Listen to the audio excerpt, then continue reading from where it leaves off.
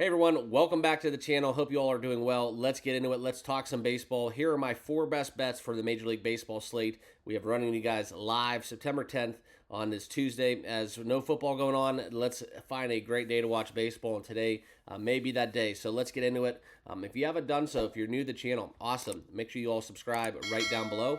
Smash the like button as well, and let's get into the picks, okay? A couple matters of business, too. If you guys do have a Discord or if you want to get on that platform, totally free. Join us on that community. It's just a good way to talk and deliver live updates, as well as on X. If you haven't followed me on X, the handle is in the bottom left of your screen. Okay, so let's get into it. And I want to thank all my channel members out there as always. But the first play of the day that we're going to have here, and I'm going to kind of get through just to my picks and do that breakdown and cover some of the games. We're not going to hit each and every game, but we will talk about the majority on this slate. Okay, the first game that we're going to talk about is Philadelphia and Tampa Bay. This is a game where I wanted to go back to the Phillies here. Ranger Suarez at home going against Taj Bradley.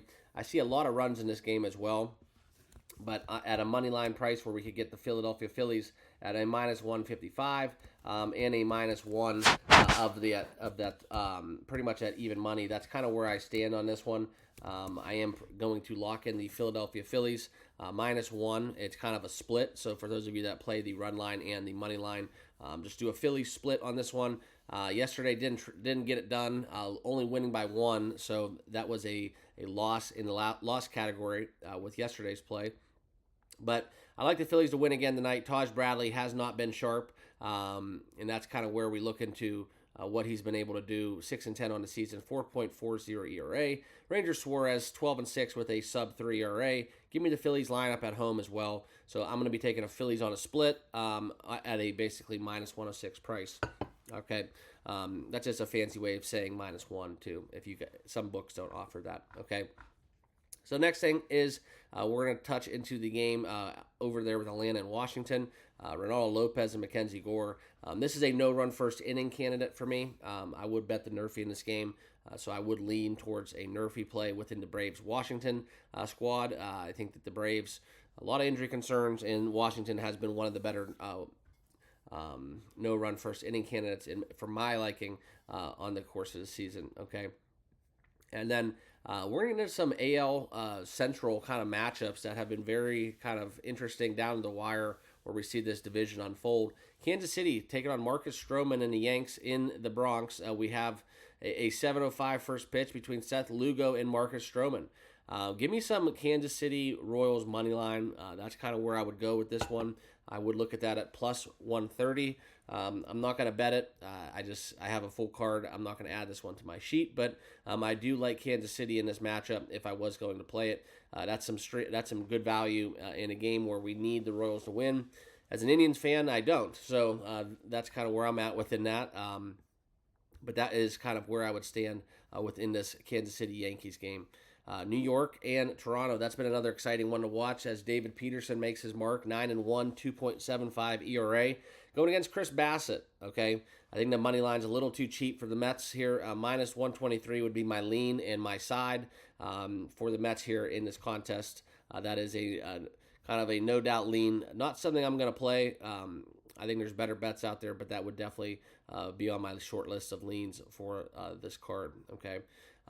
Baltimore, Boston, I don't really see anything glaring with this. Maybe Baltimore team total. I don't like Baltimore on the road in the spot. And then playing at Fenway adds another element. So check the wind, check the weather, and then make a decision. But I would lean towards taking Orioles team total over, okay? And then we're going to go back-to-back with this one in the AL Central. We have the Twins and the Guardians, okay?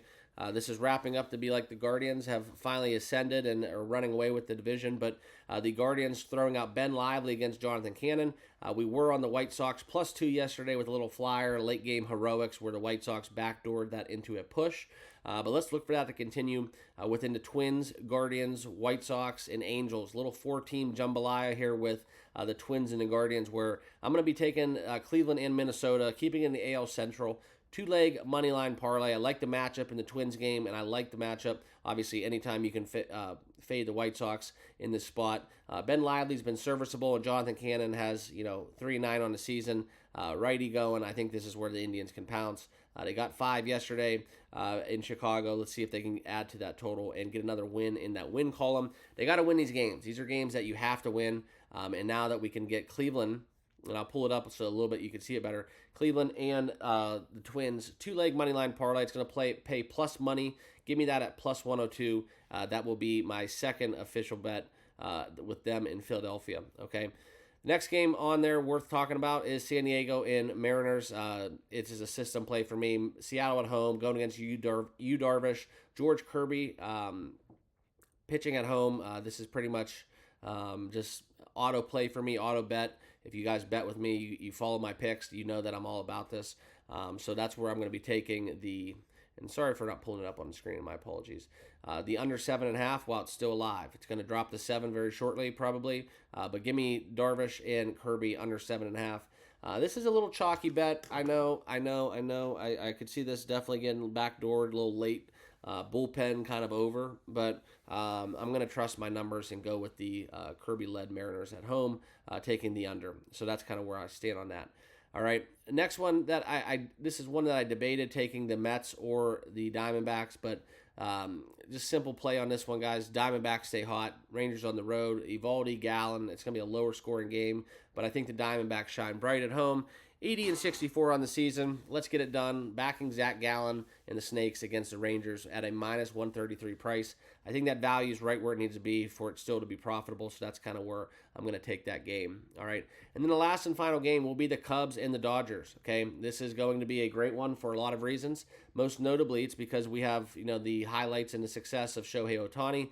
In a pitching matchup, this is going to be very interesting because the Dodgers are I've heard a rumor, I think on the broadcast yesterday, that Yamamoto will be going for the Dodgers. So we have Imananga going for the Cubs, Yamamoto going for the Dodgers, and then obviously the likes of Shohei Ohtani backing it up at the plate for the Dodgers out there at Dodger Stadium. So this will be an exciting one. Imananga has been pitching very, very well lately. 12-3 on the season, sub-3 ERA, getting over 150 strikeouts on the season as well.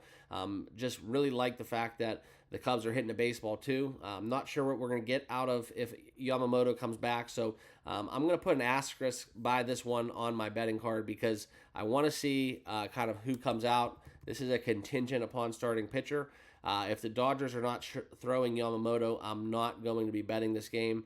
But I do like the Cubs to keep their bats alive and ride behind Imananga's success as of recent. So this is where we're going to find the Cubs' first 5 moneyline winner at a plus price, plus 125, and that will lock in and wrap up my final 5 plays. Okay, and if you guys are looking at the top of your screen and what I'm using, and yesterday with Monday Night Football, with live action going full blast, if you're not using oddsjam, you're really at a disadvantage, okay? And that's just something where I tell my friends this. I use it for every one of my bets. It saved me hundreds of dollars literally in one evening betting on the NFL. Taking, 50s or 51s if you're live betting totals, 44, 45. It really does make a difference over the course of a season. And for me, yesterday, just in the course of a few hours. So if you want to sign up for oddsjam, link above or link below, but the promo code is above, 35% off for signing up. Use my promo code TBM. Links down below in the description.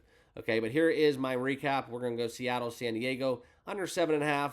Minnesota, Cleveland, 2-leg moneyline parlay, plus 102. Love that bet. And then the Cubs, first 5, plus 125. Contingent on the pitching situation remaining the same. Snakes on the money line, and the Phillies with a split, backing them -1. So those are my best bets. Hope you guys are all doing well. If you are, subscribe, smash that like button, and let me know what you guys will be betting down below in the comments. Appreciate you guys. Make sure you turn on a notification bell as well because I am dropping my reactions to the NFL college football slate as well as the early look into the lines as we head into week 3 college football into the weekend and week 3 of the NFL. Appreciate you guys.